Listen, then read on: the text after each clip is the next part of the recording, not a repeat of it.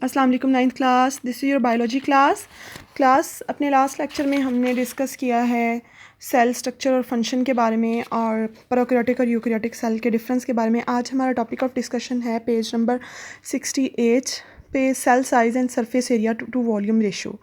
इसमें actually concept है, वो कॉन्सेप्ट आप लोग क्लियर कर लें। इसमें कॉन्सेप्ट ये है कि cell mostly are smaller in size because smaller cells have large surface area as compared to larger size of cells।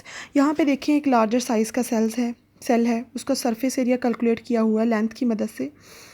तो उसका सरफेस एरिया हम देखते हैं, अगर उसकी जो है वो लेंथ 30 माइक्रोमीटर है तो हम सरफेस एरिया मालूम करने के लिए 30 × 6 करते हैं, तो हमारे पास उसका सरफेस एरिया 5400 माइक्रोमीटर स्क्वायर आता है।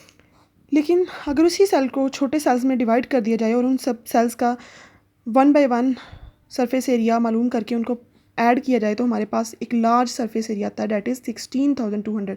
अब इसमें और इसमें डिफरेंस देखिए कितना ज़्यादा है। ये तो एक सेल का ना, इस एक सेल का सरफेस एरिया 600 माइक्रोमीटर जो कैलकुलेट किया हुआ। अब इन सारे सेल्स के सरफेस एरिया को कैलकुलेट करें, ऐड करें तो हमारे पास सम ये आता है। It means sum of all smaller cells is greater than the large cell surface area. यानी एक लार्ज सेल का सरफेस एरिया बहुत छोटा है as compare to large number of smaller cell के सरफेस एरिया से। यानी अगर सेल स्मॉल इन साइज़ होंगे लेकिन ज़्यादा होंगे तो उनका सरफेस एरिया इंक्रीज़ करेगा, जिसकी वजह से अपना फंक्शन बेहतर तरीके से परफॉर्म कर सकेंगे। It also depend on the size type of cell and its function, कि उसको किस तरह का फंक्शन परफॉर्म देना। मोस्टली जो एग सेल्स होते हैं, जैसे बर्ड एग हैं, वो बल्की होते हैं क्योंकि उन्होंने नेक्स्ट न्यू वन को डेवलप करना होता है, नेक्स्ट ऑफ स्प्रिंग को, इसलिए वो लार्जर इन साइज़ होते हैं। जबकि अदर सेल्स, जबकि red blood cells, they are smaller in size because they can conduct maximum oxygen, transport maximum oxygen. Next topic है passage of molecules into and out of cells. Cell जो है उसके गिर्द जो मेम्ब्रेन होती है, cell membrane, cell as a cell membrane, it is selectively और partially permeable membrane, semi permeable membrane, यानी हाफ परमिएबल होती है, कुछ मॉलिक्यूल्स को गुजरने देती है, कुछ को नहीं गुजरने देती है, लेकिन जब भी नीड हो मॉलिक्यूल्स को एक्सचेंज होने देती है। तो सेल से के अंदर और बाहर मटेरियल्स की ट्रांसपोर्ट होती रहती है, और मटेरियल्स की ट्रांसपोर्ट के कई मोड्स हैं, बहुत सारे मोड्स हैं जो यहाँ पे डिस्कस किए हुए हैं। कुछ इनमें से diffusion, facilitated diffusion, osmosis, filtration, active transport, endocytosis and exocytosis. These modes of cellular transport are discussed here.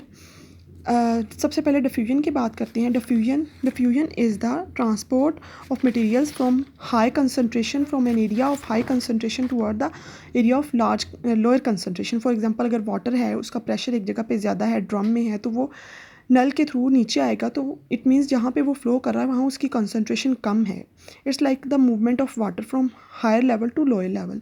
यहाँ पे आगे उसकी एग्जांपल डिस्कस किए हैं। The molecules of any substance are in motion when that substance is above 0 degree Kelvin. 0 degree Kelvin से होगा तो उसकी वाइब्रेशंस की वजह से मोशन कंटिन्यूसली मोशन में होगा। सो in a substance, majority of the molecules move from higher to lower concentration, although there are some that move from lower to high.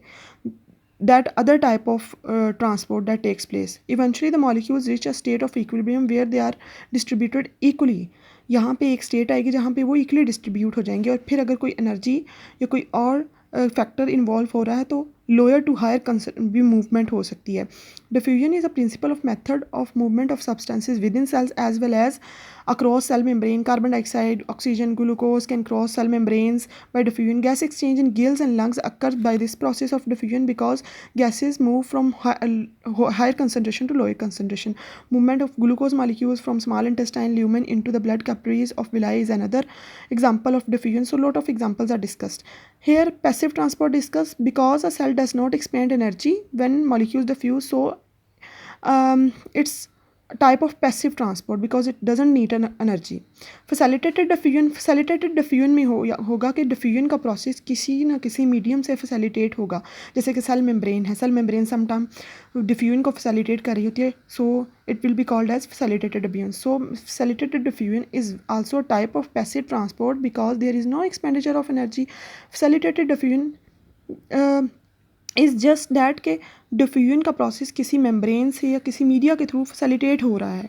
It's not a simple diffusion, ठीक है। Facilitated diffusion और diffusion में यही फ़र्क है कि इसमें कोई ना कोई मीडियम या कोई मेम्ब्रेन इन्वॉल्व हो जाती है, जो इफ डिफ्यूजन को जो है वो उसको हेल्प आउट कर रही होती है। जैसे यहाँ पे देखें, ये सेल मेम्ब्रेन की प्रोटीन्स फैसिलिटेट कर रही हैं डिफ्यूजन को, then it will be called facilitated diffusion. Diffusion वही है कि higher concentration to lower concentration.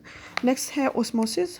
Osmosis the movement of water across semi permeable membrane from a solution of lesser solute concentration to a solution of higher solute concentration. इसमें देखें opposite हो रही है, lower to higher movement हो रही है।